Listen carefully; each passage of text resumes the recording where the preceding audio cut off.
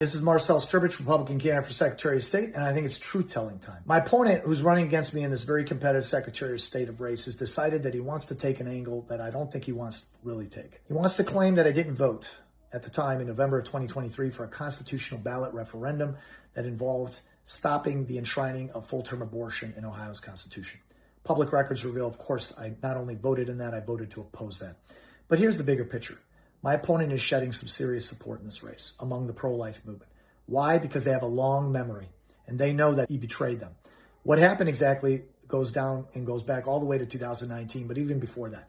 Ever since he's been in elected office, he's been running on this pro-life message, man of faith kind of message. And when 2019 came along, there was a very serious veto of the heartbeat bill, an effort that took 9 years to bring to fruition. And at the center of that veto was one state senator who had an opportunity to join the veto override group that would have essentially assured that the heartbeat bill at least went through and saved thousands of lives until such time further it may have been challenged. But Bill Beagle decided to play politics, and so did my opponent, who's friends with him. They made a deal. They agreed that Bill Beagle would serve with my opponent in the Treasury. And so from there, the pro-life movement pleaded with my opponent to not hire him, to remember what he stood for. But he didn't remember anymore. He had lost his way because in his mind, he thought he was destined to be the governor. And so he thought that all the way until January of 2026. But here's the problem. Vivek jumped into the race. And from there, he had to make a choice. So he chose to stay in the system, take whatever job they could make available, and that was Secretary of State. But he still didn't lose hope of being somewhere in the governor's mansion. So he proceeded for the next 10 months while I was campaigning, while I was reaching out to the pro-life movement, while I was talking about and doing things regarding the election integrity issue. He decided to audition for that position by campaigning with Vivek. And unfortunately, it didn't work out for him. In the meantime, I secured a number of endorsements. I built momentum in this race because I'm genuine about my cause and issues, and I don't talk, I take action. During 2020, when he was silent, my opponent, during the COVID era, the governor shutting down the state with Amy Acton, kids being masked, your businesses being closed, he couldn't find his voice or his backbone back then. And so what was I doing?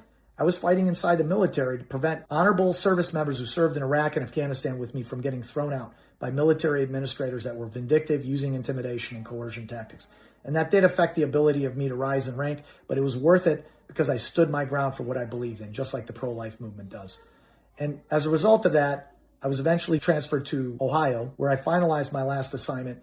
And then I took on the issues of election administration here in Montgomery County. I sued and won at the Ohio Supreme Court because the Board of Elections director did not follow the Secretary of State's directives to do a citizenship review. And so not only in that case did I take a stand, but I also fought for the people. Eventually, folks asked, would you run for office? Because you're somebody who takes a stand and stays true to your word. And that's what I've done, and I'll continue to do that. In the meantime, my opponent does have challenge.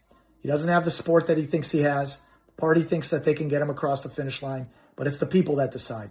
And that's why I'm talking to you tonight. The election's coming up, the primary, May 5th, 2026. I need your support. Your future's on the line.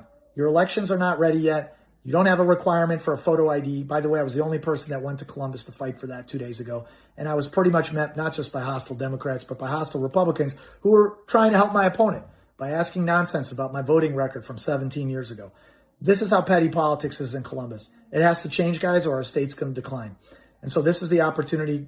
Please join me. I'd be humbled if you would vote for me, Marcel Stribich, your next Secretary of State. Thank you.